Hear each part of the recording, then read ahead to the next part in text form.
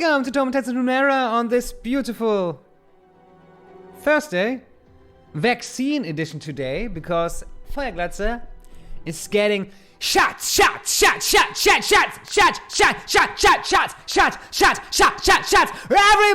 Well, not everybody. That's too bad. Unfortunately, not everybody, but I am getting shots. Or at least one shot. But still, I like one shot better than shots. I'm not a heavy drinker. Everybody! Ist das der Schweigefuchs? Der kleine Schweigefuchs? Okay. Ja. Kitty Cat und Feuerglatze erhalten heute den Comirnaty in den Arm. Feuerglatze and Kitty Cat are getting Comirnaty today at around 5 o'clock. So I'm only streaming until 16:30 or 4:30 for you AM PM people out there. And but apart from that, it's freaking hot again. It's that hot that I had to close the windows because outside it was even warmer than inside. It's looking beautifully, isn't it? It looks like a huge, well, you know, but that doesn't matter.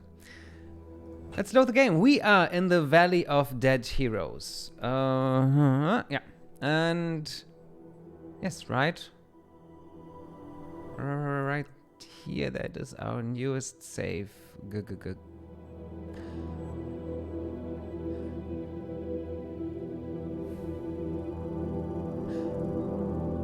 Game. Yes, okay.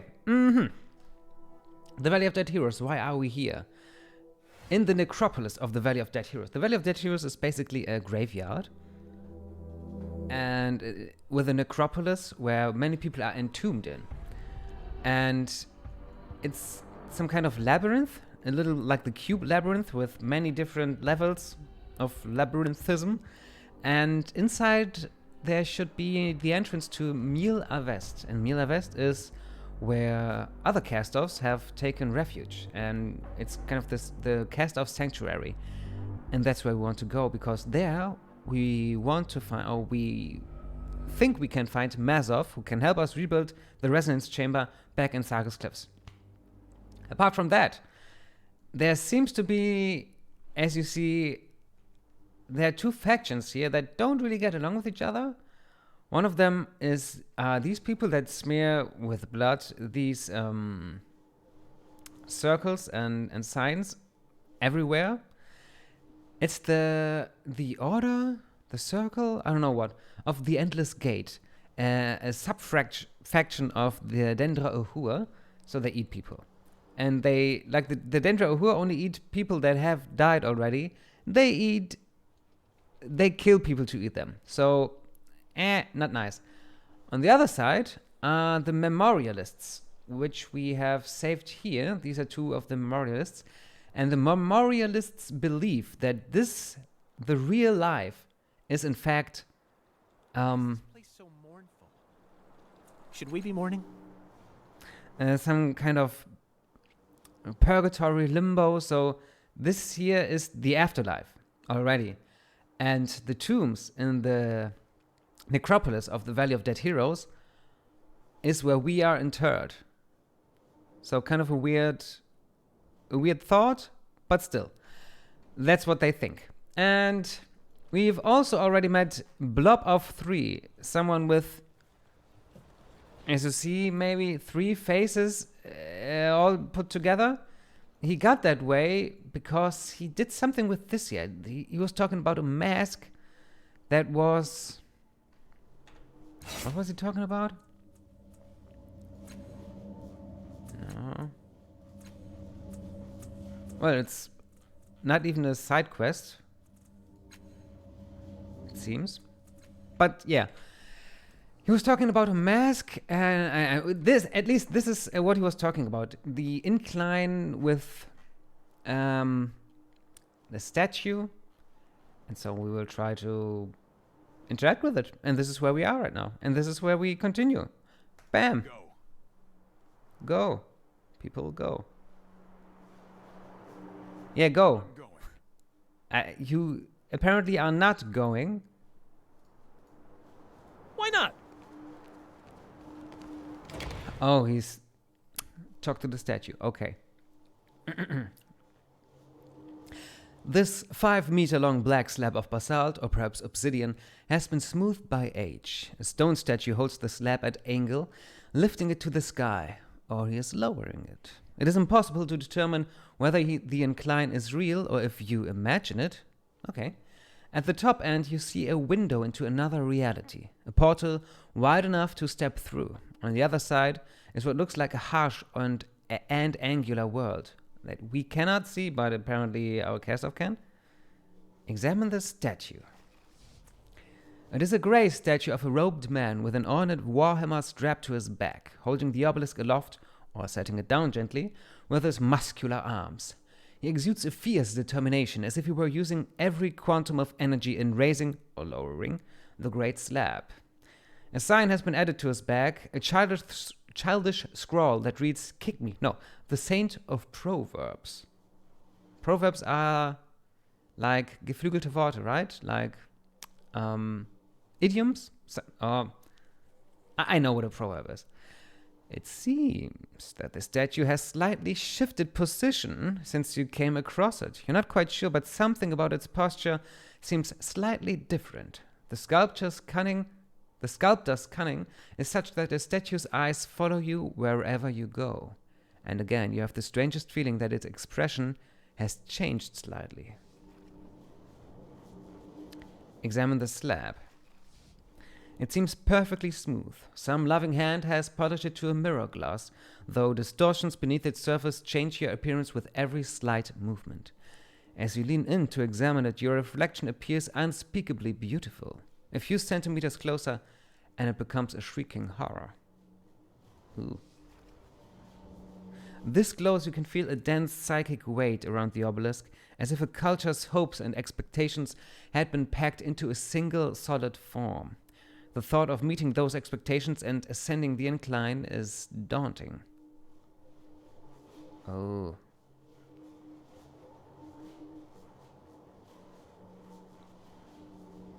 Aha. Examine the slab again. Examine the statue again. Let's speak to the statue. The statue does not answer you. Perhaps it cannot answer you.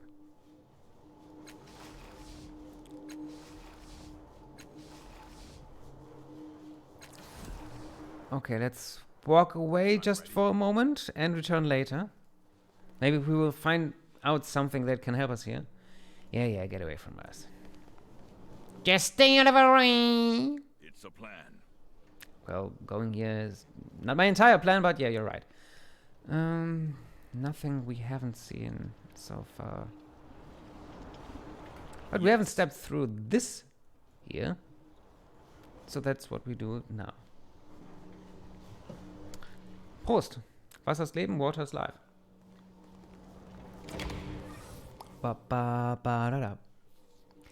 There's a tear in space here, like a patch of darkness near the entrance to the valley. A patch of white light hangs in the air like glare bouncing off a window. Except there is no window. Within the light you see a play of shadows, like those on a wall opposite a door when someone walks past outside. Except there is no wall. But there might be a door.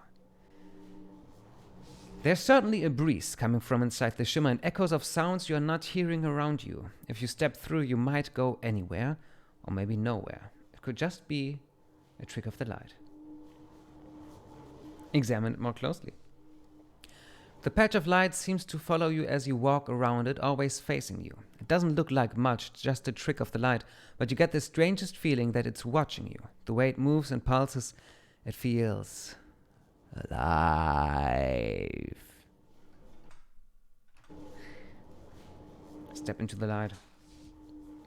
You step into the glare and it envelops you, blinding you, then dissolves you into twinkling motes, drifting in a sphere of light.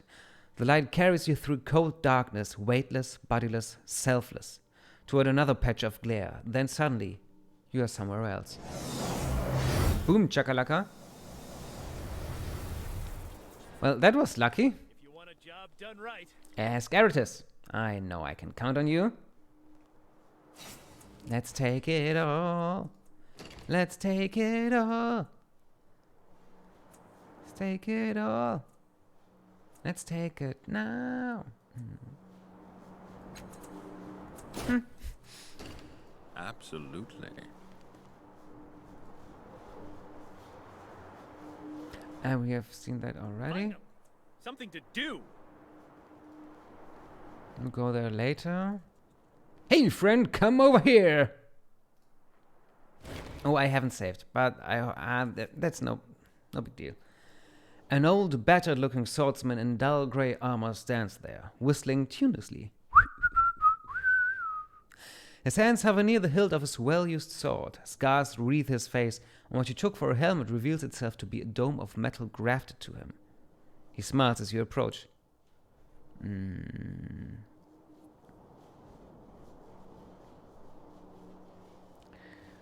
How do, stranger? I'm Tantalum. You know Tantalum? It's a metal, sticks to flesh. He raps his knuckles on the dome. Jaelyn said they had to cut a chunk of my brain out too, so I lost my name and my history and, well, I took the name of the stuff that saved me. Anyway, I needed to remember myself. It's said that the Necropolis can give anyone what they seek. Knowledge, riches, fame. If you search hard enough, and I searched and I found. Now, I'm here to help others find their answers. You look like you're searching for answers too. There are hundreds, thousands of tombs in the Necropolis. Legend says if you read them, learn from them, then you'll find the answers you seek. I promise it will be worth your while. Sounds too good to be true. I thought so too, but I tell you, it changed my life. I mean, even beyond the stuff I found there, speaking of which, if you find anything you want to trade, let me know.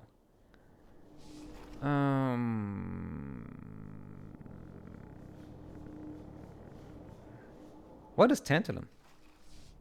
It's one of the only metals that adheres to living flesh. Rare people like me, maybe only me, can turn that property on and off with the power of thought. That's why I've got this built-in helmet now. And it lets me control my blades.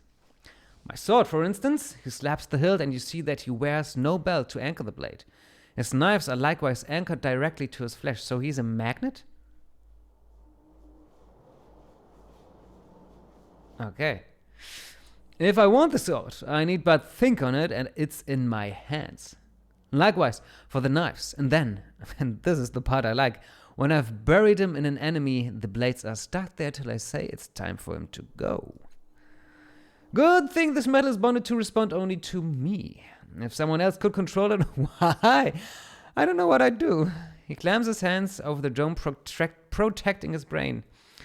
Honestly, I'd be running away holding this on. Can always find more swords, but I've only got one brain. At least as far as I can tell. His smile is a little harder. Some folks have tried to take the stuff from me to make it work for themselves. That can go well for them. Basic flesh-adhering metal. Can't you tell about the area? The whole place, this valley, it's been here for who knows how long. Someone came through and cleaned out all the life from the valley and they made sure that nothing would ever grow up here again. The cultists don't bother you much, do they? He nudges one of the corpses with his foot. They've tried a couple times. Once they even came to my tent at night and tried to cut my throat with my own blades. Idiots. My knives are made of tantalum stuck to my flesh and the cultists woke me. If they'd used the tools they brought, like normal murderers would, instead of him being impressed by mine, I'd be dead now. As you can see, I'm not, and the situation's markedly different for them too.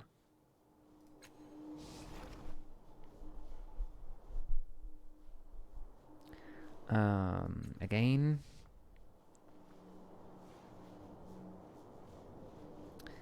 I'm looking for a specific tomb.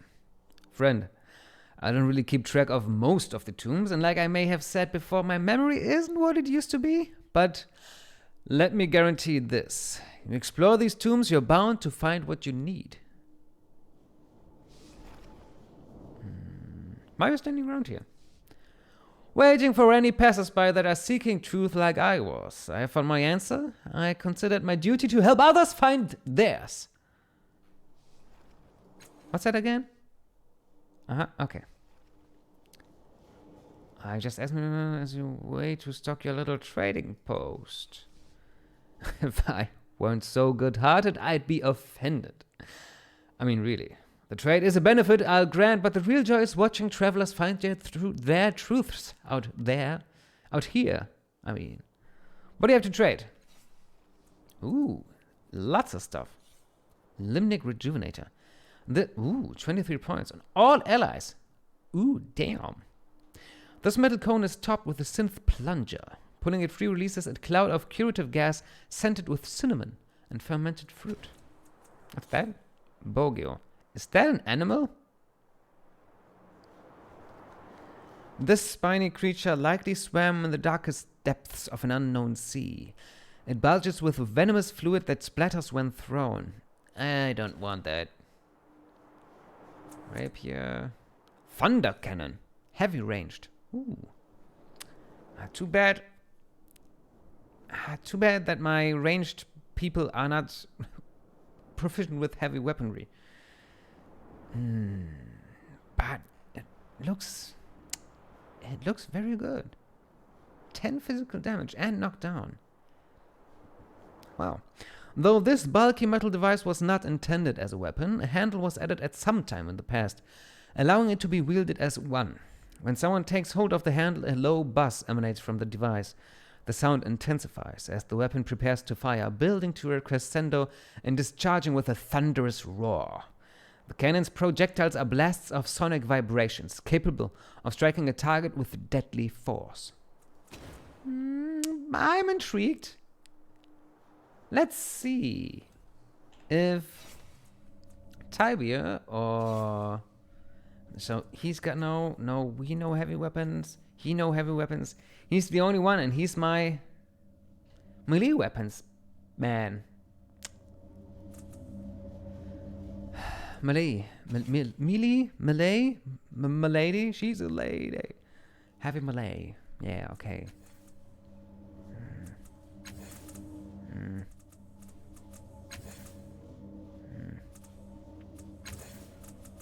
Maybe but he's got no speed, which he would use for ranged weapons. Yeah, okay. Okay. Just checking the ornaments here if I've given them the correct ones. She's a lady.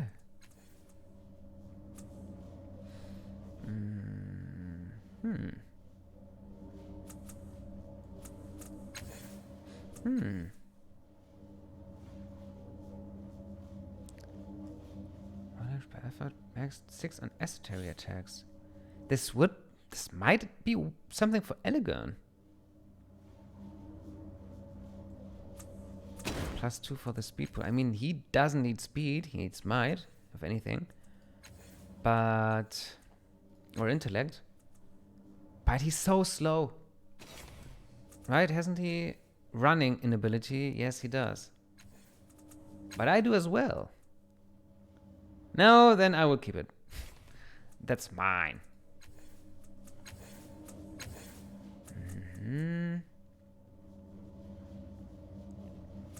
Conduit rings. Nah. Nah.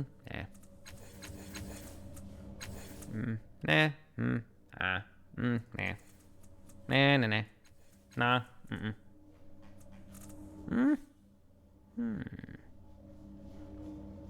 +2 intellect pool, -1 intellect edge. That's the worst trade-off I've ever seen.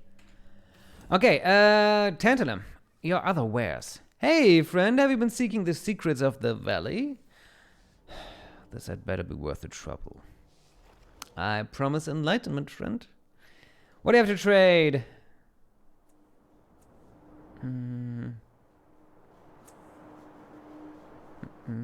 14 physical damage. Okay, so it does 8 plus 7, which is 15. Plus max 3. Plus max 4. But my quick ice axe can do bleeding. But Erritis!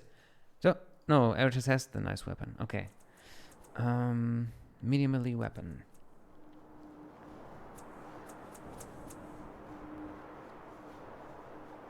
Battle axe? That's it. No, that's the 8-fingered mace. 4 plus 3 is 7 plus max 6.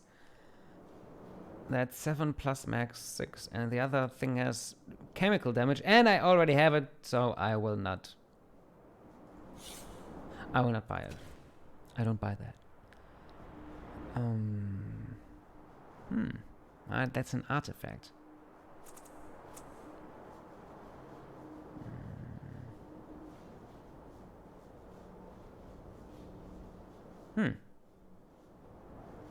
Which is... Now, which one do I have? No, this is the one that he can sell to me. Which is... Halloin, Captain Green Bear! Whoa, welcome! Just... You have heard it before, but I will say it now that you're here. Today, only until 4:30. Not until 5:30. As you know, this is the vaccine edition in today's stream. And we're here still in the Valley of Dead Heroes, shortly before going into the Necropolis. But I want to, well, buy some stuff. And that's why I haven't gone far so far. Is that better than mine? 4 resistance plus 1 intellect pool. I like Exuvia.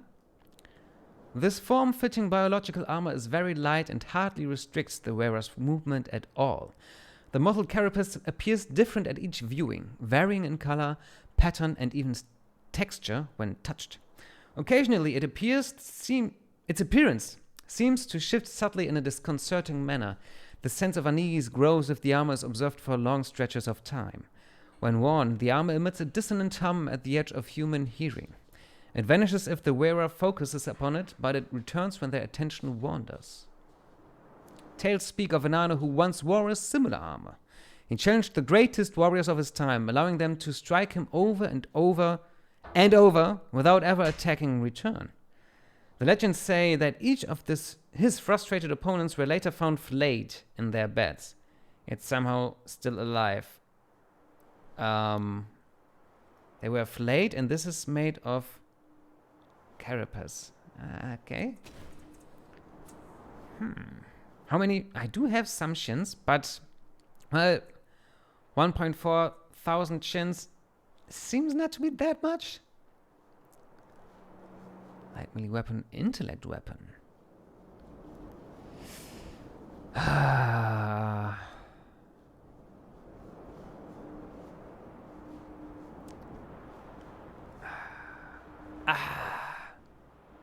Oh, I'm confused. They don't sound that bad, all of them.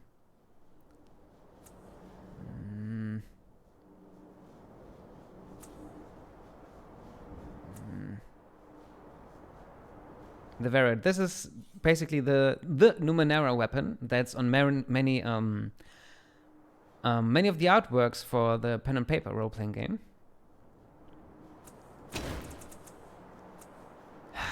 Okay, no, okay. We could use a intellect weapon. And maybe I haven't given him any speed edge so far.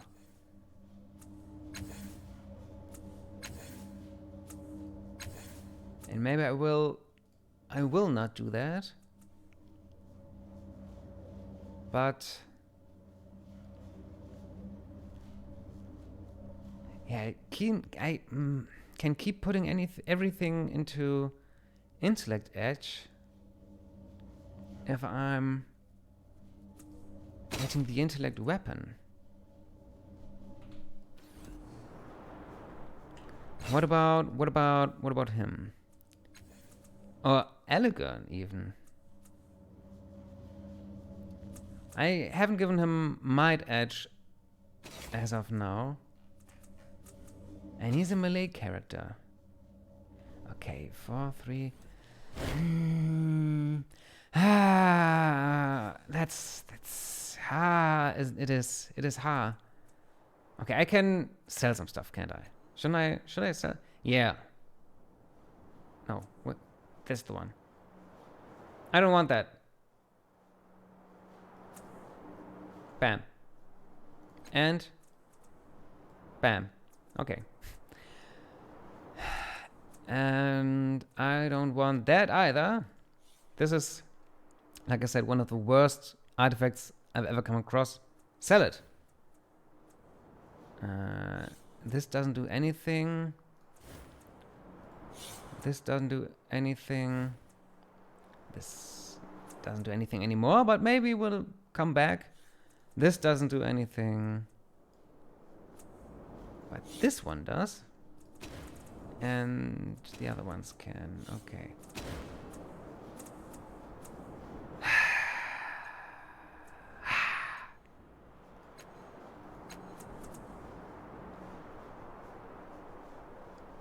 Okay.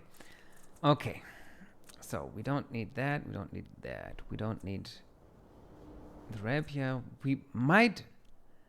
But no, it's a heavy ranged weapon, which doesn't help us in any way. Only if we. No. Or should we maybe give Tibia a skill in heavy weaponry and then he can use that? Yeah, and 10 physical damage. Plus, or 4 plus 12, 16. No, we won't buy that. Nobody needs the great axe. Now, here's the interesting stuff. The battle axe. We don't need that either. Neither for Elegant, nor for this guy. Erritis. But this shield.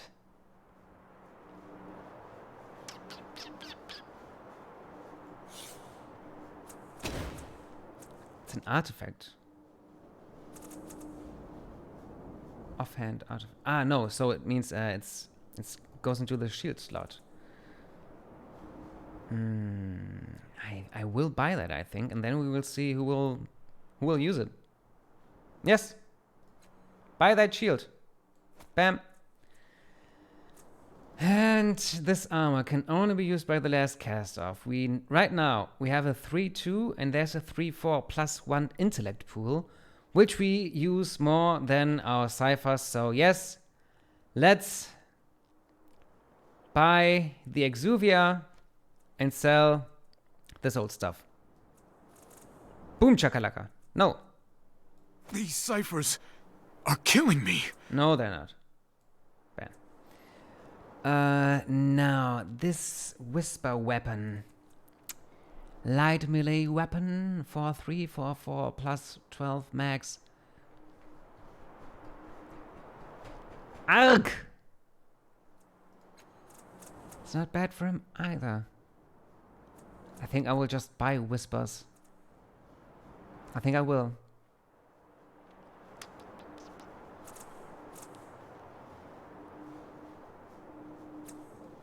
Yeah, let's get it. Let's get it. What worth is shins if we don't use them?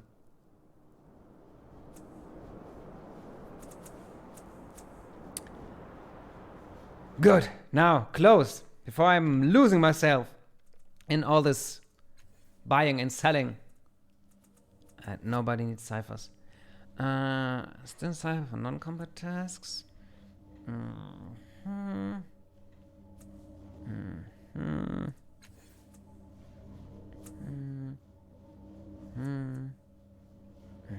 So he deals damage.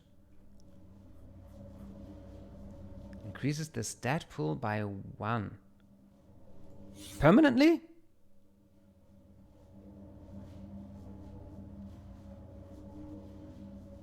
Permanently? Nah. What does it?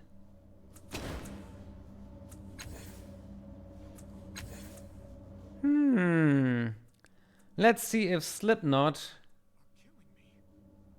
does anything permanently. I mean, it's a great band, but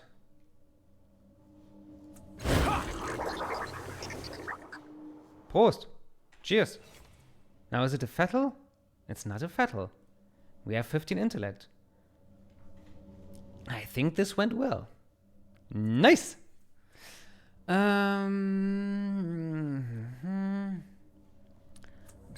That one's nice. Nobody needs that. I will give it to Erritis. Okay, so after our shopping spree,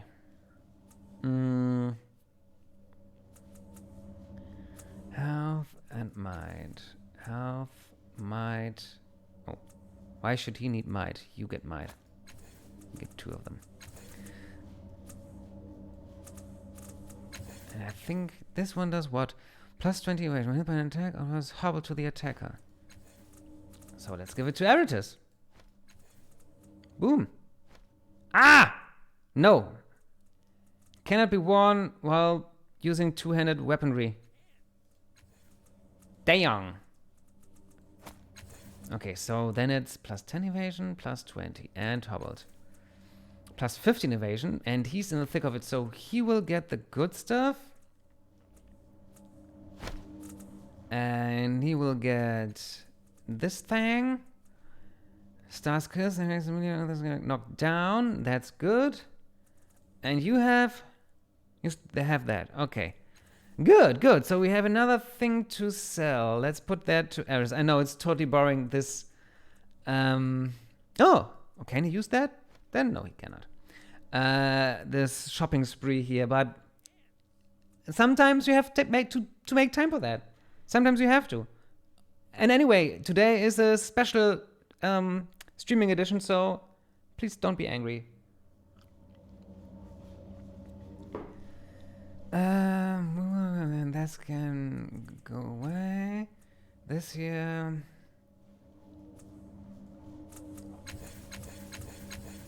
I think nobody needs that. Cipher levels. They are in the pen and paper game. I use ciphers, and I think they are a great place. They have a great place there, but they are one-use items, and really, out of principle, I don't use one-use items in video games. Almost never. But it's still better than clearing the fog of war.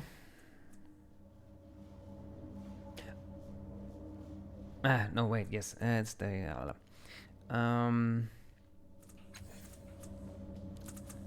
So now 2 whispers.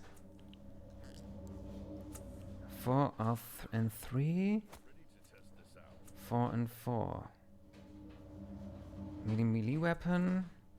Light melee weapon. But he has a skill on medium weapons. Arc! Has one for light weapons. Maybe we should use whispers? Medium melee? Really? Melee? Fuck it. Yeah, maybe that's for me. And it's now while we're at it, let's try to put a little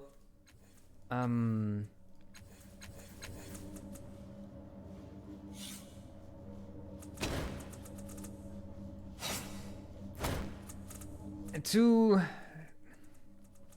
organize our inventory a little. So, yeah.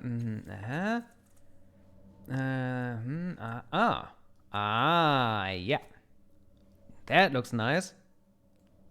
Yes. Light melee weapon. An amplified encephalic rush. Here's 6 points of intellect. You will get there then. No.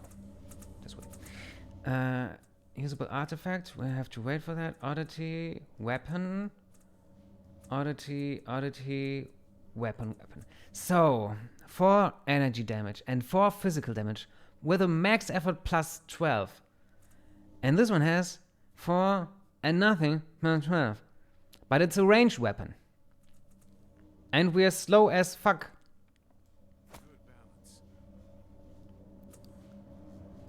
When we're...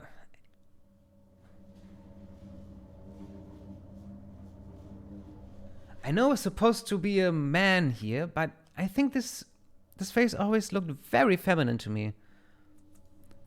Which, really, I have no problem with that, but I always have to look twice if I'm a man or a woman. Especially since I already played with a woman before, and I really could almost see no difference between them. Okay, so light weapons, heavy weapons. We can switch weapons mid-fight, so let's stick with this and hope. So, okay. Phew. Oh, no. First, let's sell some stuff, and after that we will... Game saved? I'll have to trade. So I don't want... what didn't I want? Ah, Erritis has them.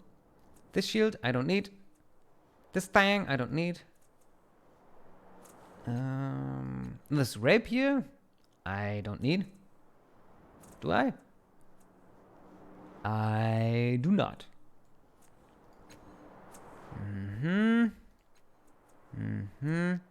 I could sell the Fog of War cipher, and I think this is what I'm going to do now.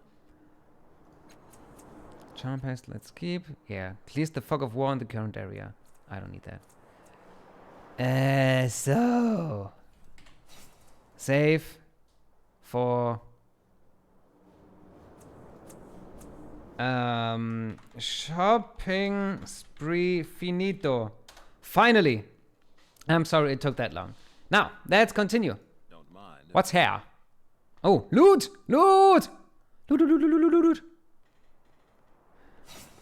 loot. A Hoden! Hoden!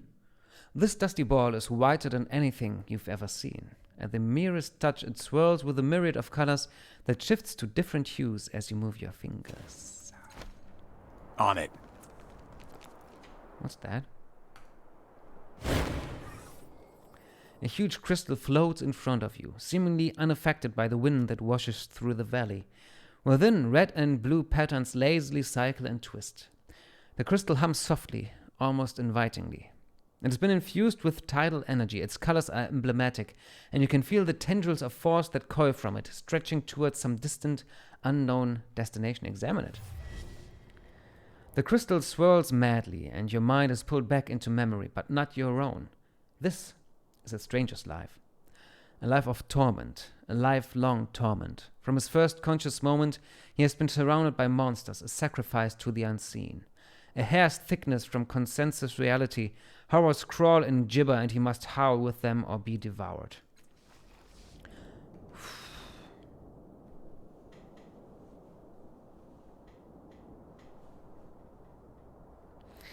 When at last he can open a door to the world of sanity, to escape this endless pain, he does, and he steps through into an abattoir. Robed and hooded cultists devour the dead, and they revere him for the journey he's undertaken.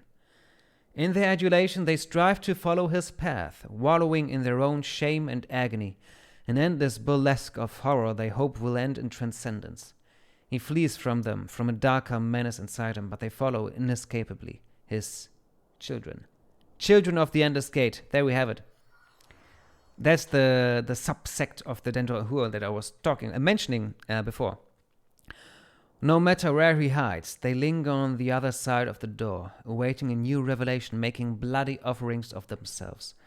Then one brings a different sort of offering, a dripping charnel sack that spills out a girl. Choi, the man calls her. Still alive, just long enough to look at him with pleading eyes before she's gutted. For you, the man says. He flees into a hellscape, into madness, but they follow him everywhere, grinning, bloody, adoring. Children. I'll remember that. Then the crystal swirls before you again and the memory fades, but something clings behind, like rancid grease. The horror of what was done to the girl Joy hangs on you, your memory now as much as it was the man's, and his own suffering lingers too. The cultists who beset him seem little different from those who now haunt and harrow the valley. Perhaps by unraveling this crystal's tangled skein, you will learn some of their secrets.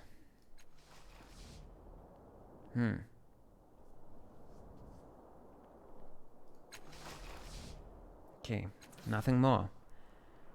Sure. Thanks for the story, people. Thanks for the story.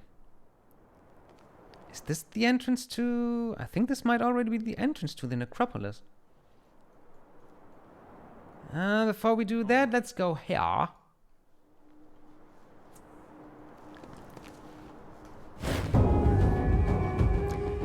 This small alcove is about the size of a small hovel. Its sole virtue is that it is a shelter from the wind and from the sightliness of casual passers-by. The runes carved above its entrance fill your mind with a wordless message of catastrophic danger. The dust inside the alcove is undisturbed apart from a set of footprints that circles the interior. Their owner appears to have curled up in a corner under a ledge containing a small ebony box. The dust on that ledge has also been disturbed. Someone removed something long and thin, like a blade from this place. In its place, is a crudely carved herder's crook. Huh! I've slept in worse places still. Seems like a strange spot to curl up in. Oh no, that was Elliger, not Erritis. Just imagine he had said it. Erritis cradles his forehead in his hands. He mouths the word no. And then swallows, shaking his head. He seems smaller than you recall. I don't like this place. His voice is a whisper. His hands fall to his eyes, and he touches them as if they are in pain. Are we leaving? I want to leave. What's wrong, Erritis? Nothing. I just don't want to stay. Not here, please. I'm begging you, let's go.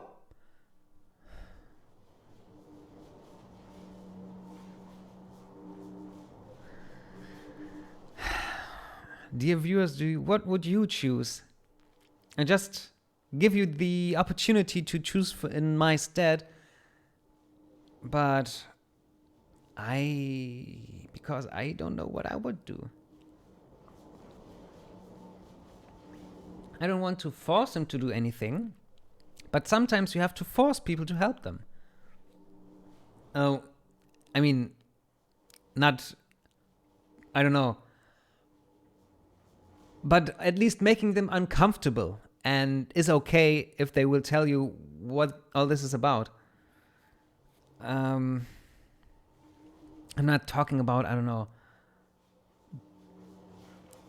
filling people with some kind of medicine they don't want, or here, the old thing what they did in the 20s, 30s, 40s, 50s, 60s. Lobotomy. No, I'm not talking about lobotomy. I'm talking about talking. Okay, and if you don't have an opinion, then I will say no. Tell me now where it is. I remember this place. His voice cracks again, and as it runs dry, the glow seems to evaporate before his face. There was someone else, a boy. Erritis' features soften. He was tired, scared. Not at all like me. He came to this place, and when he fell asleep there, he never woke up. The sleep buried him, and he screamed. Still screams. Erritis' voice cracks again, and he swallows. I can hear it when all things are quiet. What happened next? I don't remember! It was a nightmare, a stupid story, and nothing heroic happened. It was a waste of time, and I don't know why I remember. He presses the heels of his trembling hands against his eyes. Pick up the crook. I'll remember that. You stretch out your hand to take the crook. Beside you, Erritis moans. A wave of pale fire explodes from the crook, and everything goes white. You hear screaming, perhaps Erritis's, perhaps your own. Thunderous voices bellow beyond the hissing wail of that endless ivory wall. And something is rushing at you, something that you can't see. A fistful of senses, emotions, memories, and fear strikes your mind, driving you back a step along the dusty floor of the alcove. Something has changed inside you, inside the labyrinth. You hear a voice in your mind, a voice very much like Erritis's, but small and afraid. You look over at him. Erritis is staring at the shelf, hands slack at his side. The glow is nowhere to be seen, and he looks weathered, weary, old. You follow his gaze. The herder's crook is gone. What just happened? I went somewhere, he mumbles without looking at you. I stayed here in my amazing, heroic body, but I went somewhere else. Without looking at you, his hand lifts from his side and points at your forehead. He does not seem to be aware that his hand is doing this. Then his glow returns like the sun rising behind a hill and swallows him. He smiles, dropping his rebellious hand. Why, are we just standing here? He says, looking round. We should be fighting, feasting, jumping from roof to roof. Let's go find some roofs. Is this a roof? Look inside the ebony box. There is no sign of what this empty box once held. But you do note a carving of an eye at the bottom of the box with a pupil made of 2 crimson concentric rings. If you squint, you can just make out a human figure at the center of the eye, holding a sword in the air. Erritis groans and you look over. An untroubled smile graces his face, but you notice that one of his eyes is watering. Erritis, are you all right? Yes, very, he says, nodding at you. A tear streaks down his narrow cheek and around his cheerful grin. But bored here, now that you ask, we should leave. We should leave now. He whistles quietly to himself and looks away. Look inside the box again. Nothing new. Leave the alcove. We will talk about it later, Erritis, shouldn't we? Now, before we step into the necropolis, let's just one last time. Yes. Explore. Ooh, drink the water from the pool. I think. Yep, it's time to speak to Erritis. And no, it's time to speak. Erritis is here. Oh, is it time for talking again? What do you know about the valley again? Yeah. What's happened to that crook? A shepherd probably took it. Looking around with a scowl, took it to a dark place. Maybe a labyrinth. Maybe they took it there. His fist is trembling at his side, and his aura is fluctuating wildly. He flinches as though someone has slapped his forehead, and the glow returns to its normal brilliance. Shepherds aren't interesting. We should stop talking about them and where they are hiding now. Some questions about you. I'm not surprised. I'm incredibly interesting. What do you want to know? Something else. How are things between us? Great. I know. Let's talk another time. Okay. Then let's kill ourselves. You know, ordinarily I'd laugh at your mistakes, but this one might get you killed. Don't do it. Drink it again. The water is slippery and tastes like soap. It constricts your throat so much it's hard to swallow. It burns on the way down. The water burns your already tortured mouth, eating at your gums and the inside of your cheeks. Your throat closes so tightly now you can't swallow. You collapse, vomiting, as your stomach and intestines are eaten away and the water attacks your internal organs. Then you lie there, retching and heaving until, after far too long, you die. I'm faltering. I'm hurt. That's exactly what you wanted. I know, it's crazy, but that's how the game is played.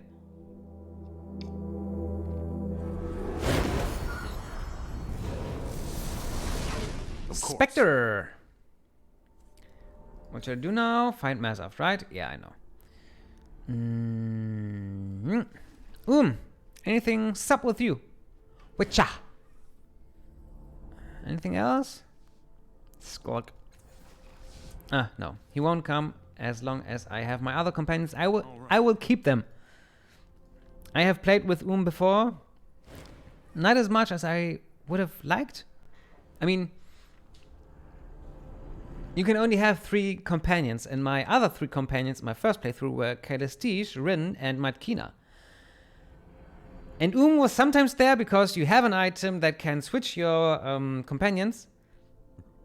But I am not doing this in this playthrough because I wanted to have Erritis, Elegant, and Tibia just for me. Talk to Saria. Farewell. Okay. Yes.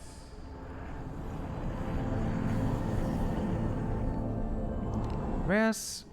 There he is. Poor little Erritis. Hi there.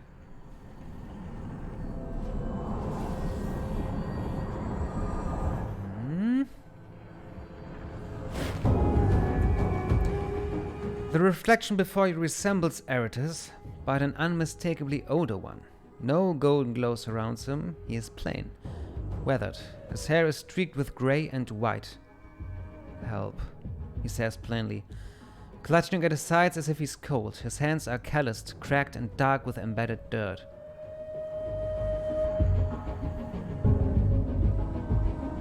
What are you doing in my head? For my herding stick, he murmurs, staring at the ground. I put it down before I opened the black box and the demons came out. They filled every part of the alcove and they filled me up. He takes a deep, shuddering breath. Most of them are inside me now, shouting and watching. I found the ones that were left and they brought me here. Tears fill the wrinkles at the corner of his eyes. Are you Erritis? Yes, I'm me. I'm the me that lived alone in the nameless field with his Yol. He named them and tended them and clipped their yellow wool. A tear spills down his nose and drops to the ground. I think they're all dead now.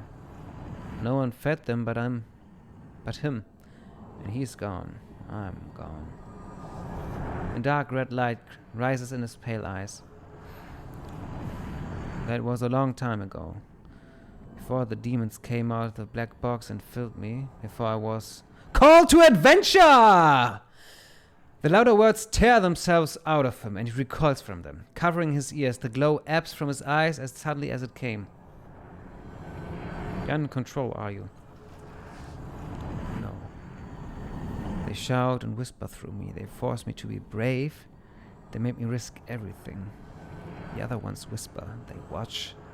They're hungry. Indigo flickers at the center of his pupils like a distant bonfire. They want me to die. Erritis' mouth doesn't move, but the words seem to come from him anyway, hissing from the depth of his throat. You want to be free of them, don't you? No, my life will be boring, useless, without them! Erritis staggers back another step, pressing his lips together. The red and indigo flames coiling in his pupils subside, until only the pale blue remains. Yes. Please. I want to go home. I want to find my Yol and go home. Making a note. Drive them out of me, please. I don't want to be me anymore. I want to be him again. What's a Yol? Herd creatures. He says, and a look of calm happiness drifts beneath his troubled face. Soft yellow wool, milk and cheese. Something like grief descends through his expression, devouring his brief happiness. My herd is lost now. I think they are gone. Yes, you like being a Yol Herder. Not until I wasn't one anymore, he says, dropping his head. I lived in the nameless field where my mother was buried. I liked making songs in my head, but I hated that field, that leaky house. He presses his fingers against his hollow cheeks. I wanted to leave it all behind. To sing for people, for meals in distant taverns, but now I wish I could go back there. Sing to my animals and sleep where my mother slept.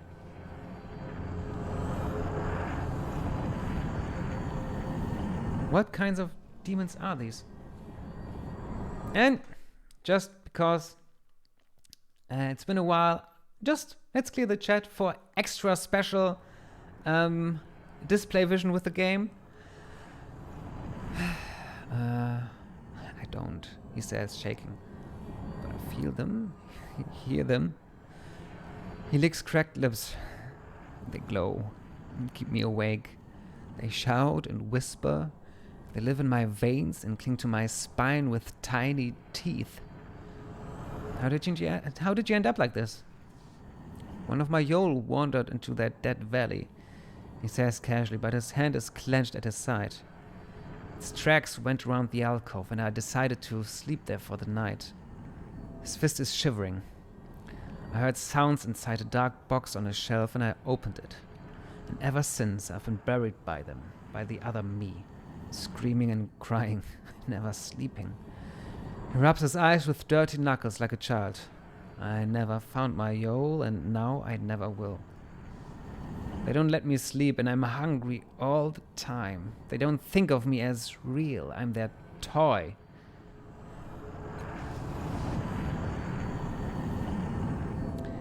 How can I help you? I don't know, he says, eyes wide, and you see a mocking flicker of light at their cores. Find healers, maybe, or doctors? Anyway? Farewell. Okay. I'm glad we talked this out, Erritis. And I think that's a very cool twist in Erritis' character development. I always thought.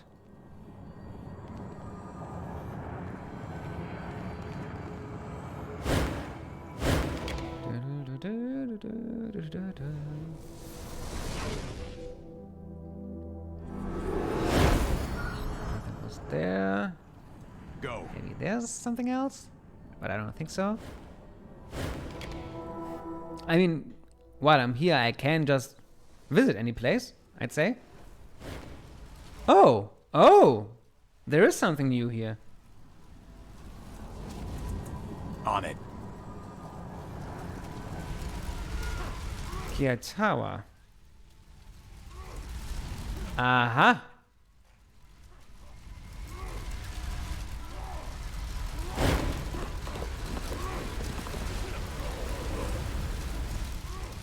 Okay, she doesn't want to talk. I understand. Gravestones and cenotaphs surround you. The ghostly woman looks out across the graveyard. Do you know what these are?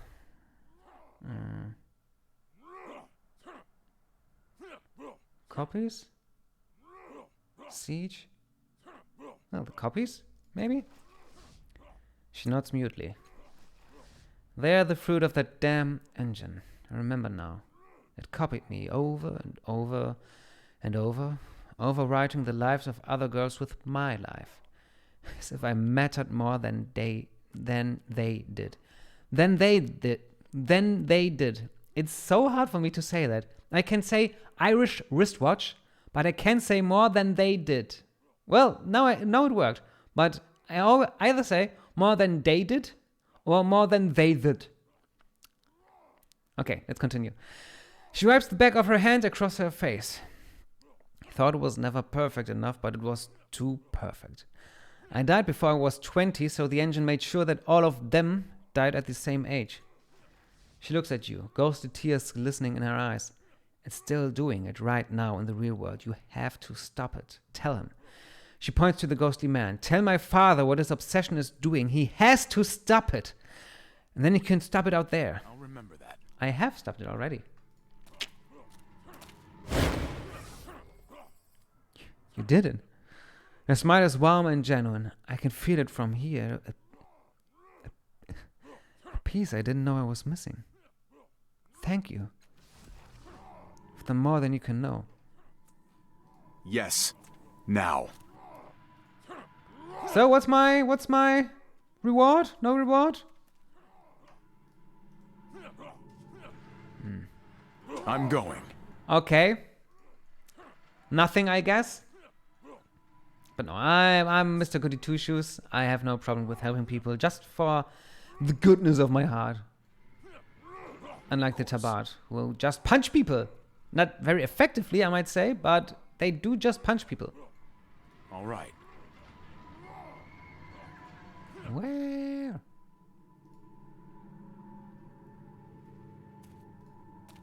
Okay, I think that's...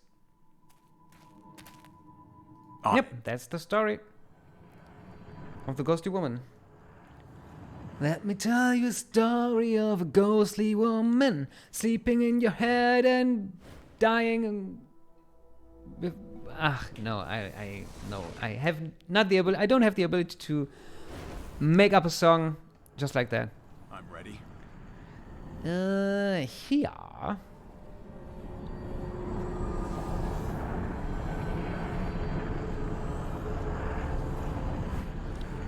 Boom chakalaka.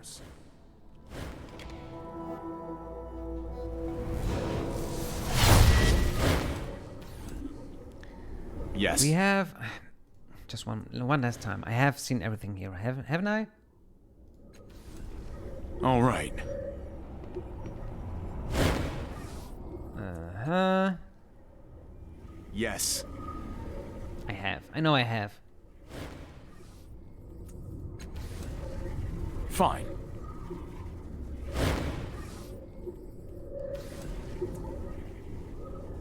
On it. I like the haircut of our last cast off. Just thought I'd mention that. Go. I have to admit, even though it's... Let's go. I'm really not a person that likes trends. I'm not talking about Trent Reznor. I'm talking about trends and hip, cool things that are all the rage. But I think I have to admit I do like undercuts.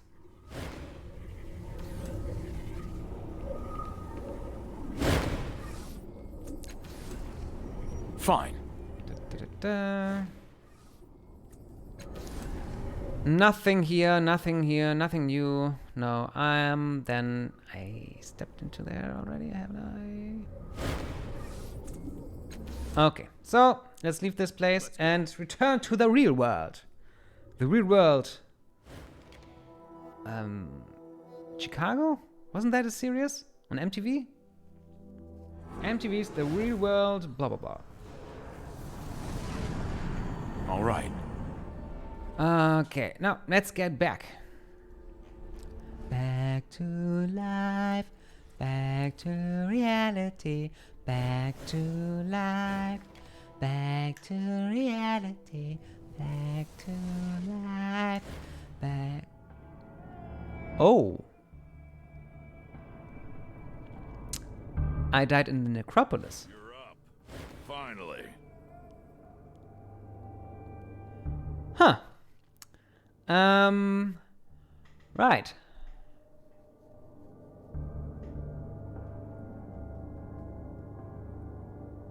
I think this happened to me the last time too. I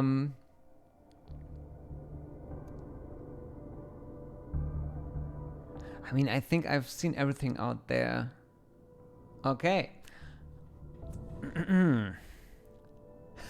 Oh, I was right. He was not dead after all, merely wounded. The children are getting sloppy. Stunted and piebald with a... Piebald? I guess a tonsure? With a large hairless head, this humanoid reminds you of a court jester. Except that his wide, violet eyes sparkle with cunning and intelligence, giving the impression there's much going on inside his large dome. Who are you? You can't be here. Why did you come? Several people sit bound and beaten along the far wall, surrounded by corpses. At second glance, some of those bound may themselves be dead as well. The man steps closer, lowering his voice to a growl. Well, answer me. The muttering cultist who welcomed you to the valley steps forward. He's a new arrival, Motley. We came across him on our hunt. Ah. He addresses you again. Well, you should know the Necropolis is closed to outsiders. You aren't welcome here. What's going on? He looks around, comprehension dawning on his face as he takes in the room and its contents. It's not what you think. His mouth widens in an ugly smile. We were just defending ourselves, trying to reclaim what small part of this world fate has seen fit to cede us. It never would have come to this if we'd only had someone to help us explain. I'll remember that. He gestures to the open corridor. We're worshippers, you see. There's a terminal down there that provides access to the tombs, but this memorialist, he spits at the woman behind him, has placed a whisper lock on it. Without the code, we cannot enter the tombs and join our Lord Innifer in worship. She's rather narrow-sighted and doesn't see the value in what we do. If we regain our access to the gate, we can show her firsthand. He smiles. The effect is not reassuring.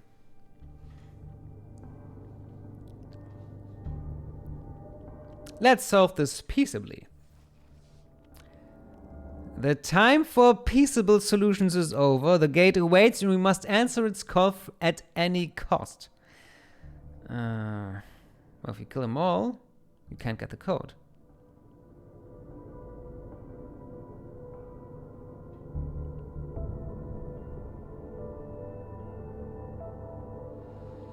One and two are both. They could work.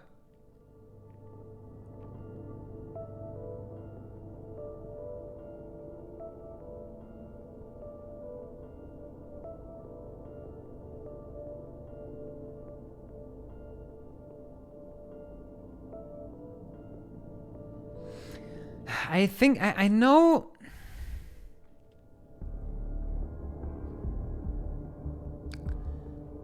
I did both. I did option 1 and 2 before, but I don't know how well they worked the first time. I did both because I reloaded and because I wanted to see which one was, how they both were, how they played out.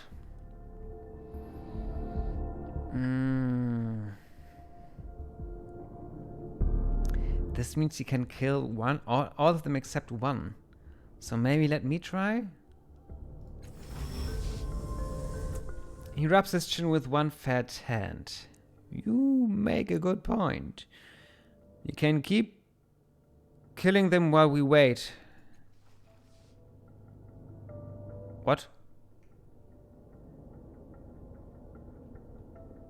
Alright, you have my permission to speak to the prisoners. If you can get the code from them, we can end this charade. Terry and more will die each day until either you or they give us what we need. He turns to the woman bound on the floor. The code is all we want after all. The rest of this does not become any of us. Okay, so I guess I should hurry. Ugh! What have I gotten myself into? What a motley crew. You see? Okay. These rocks appear to have been brought in from the outside and welded into place somehow, sealing this entrance. Okay. All right. This corpse is curled pitifully on its side, as if anticipating another kick to the ribs. Their eyes are opened in horror at whatever happened to them. Whoever this person was in life, they are unrecognizable now. The combination of starvation, beatings, and torture has rendered all but their eyes unreadable. There's an indentation on the middle finger of their right hand that might once have borne a ring, but that too is gone. Go through the corpse's pockets. You find nothing but a lovingly folded scrap of paper with the number 4135 and the name Naima.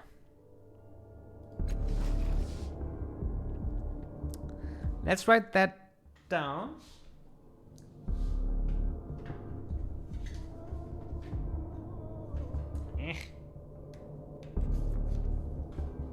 I know when they come up, but I don't. I think they got saved by the journal, but I'm not sure if the journal saved every one of these codes.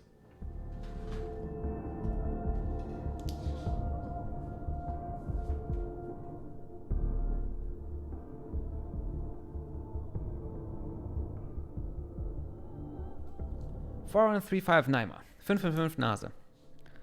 Close its eyes. With 2 careful fingers, he put his eyelids closed and shut his horrified mouth. Thank you. Talira Kio. Her gaze lingers on the corpse, but the gratitude in her voice was heartfelt.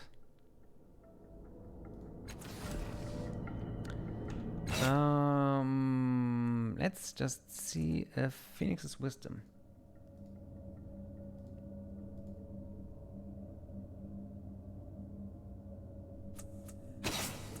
Do I still have the note? Ah, yes, it's there. So 1535.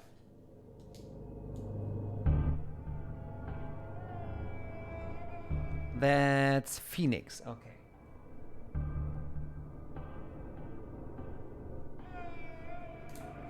Good.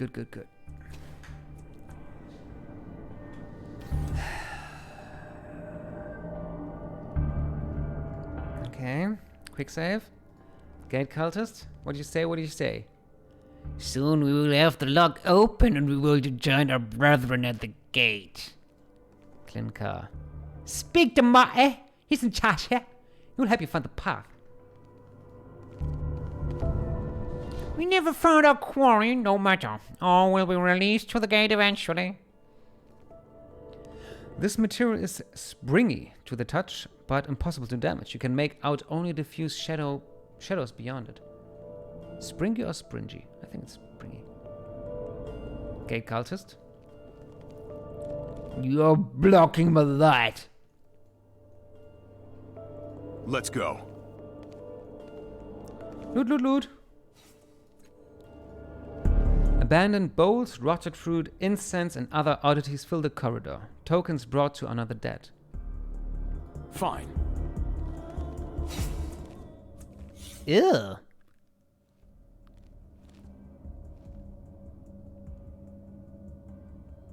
When placed against the wrist, this wriggling eel burrows beneath the skin and releases a powerful agent that strengthens the muscles used in hand-to-hand combat. I think I will sell that, thank you. All right. These green lights are part of the original architecture built into the wall itself.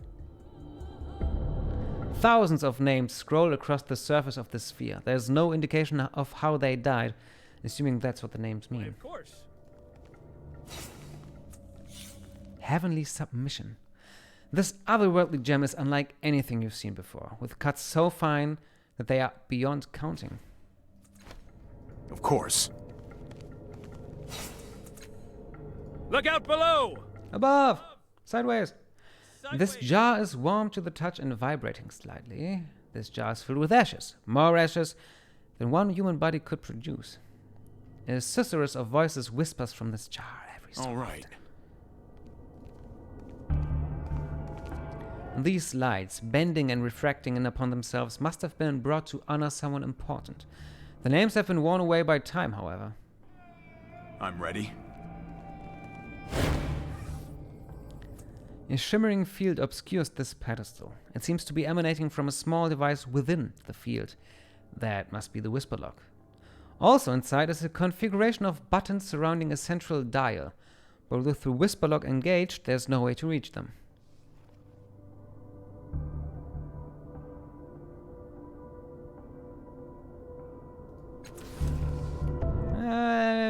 Let's do that later. An enormous cavern yawns beyond the platform, a seemingly infinite number of honeycombed rooms stretched out past where you can see. Oh. Yes.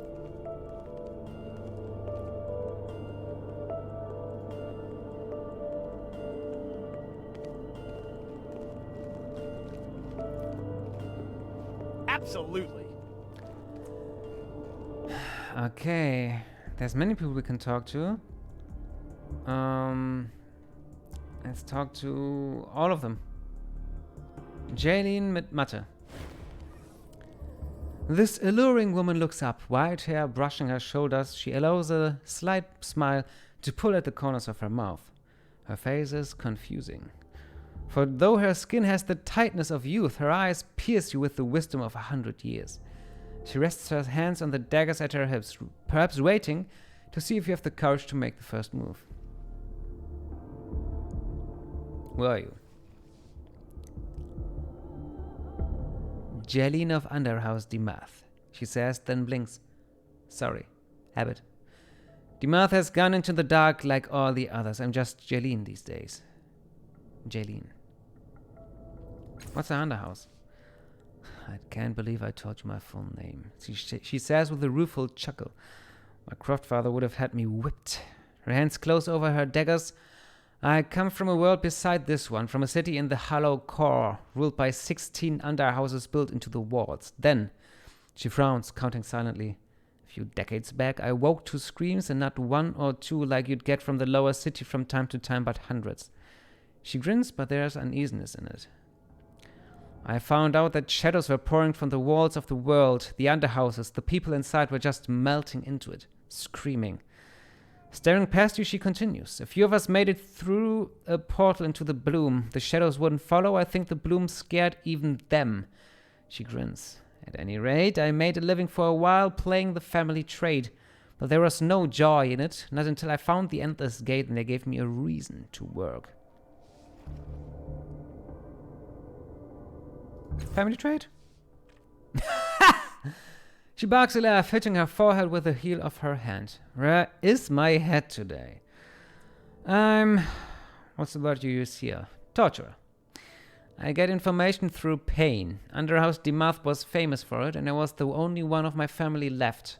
I thought I'd make them proud by following in the trade here. She shakes her head, sighing at her own naivete. Nearly starved my first year in the bloom. Barely anyone wanted to hire me. And those that did paid pittances for my family's holy work and treating me like some kind of monster. She pinches the bridge of her nose. I drank a lot in those days, talking about my family and how they served the people they killed, freed them from their secrets, right? And one night, I said all this to a member of the Endless Gate. Such luck. They said I belonged with them. They were right.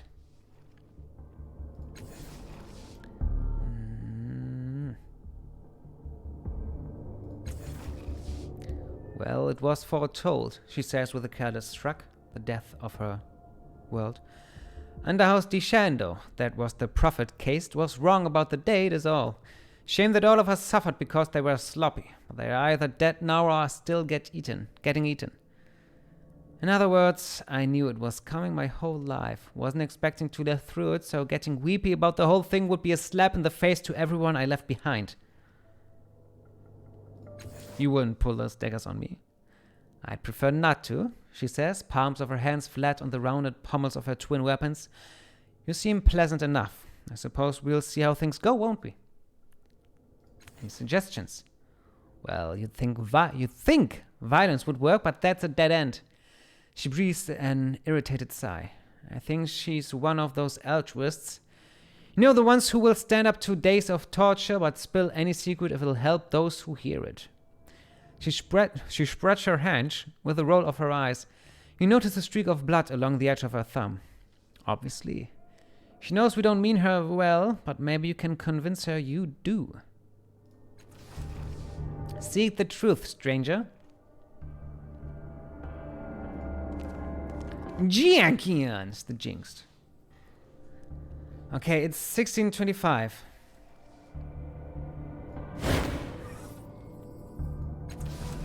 And I have to reload because we didn't get his introduction.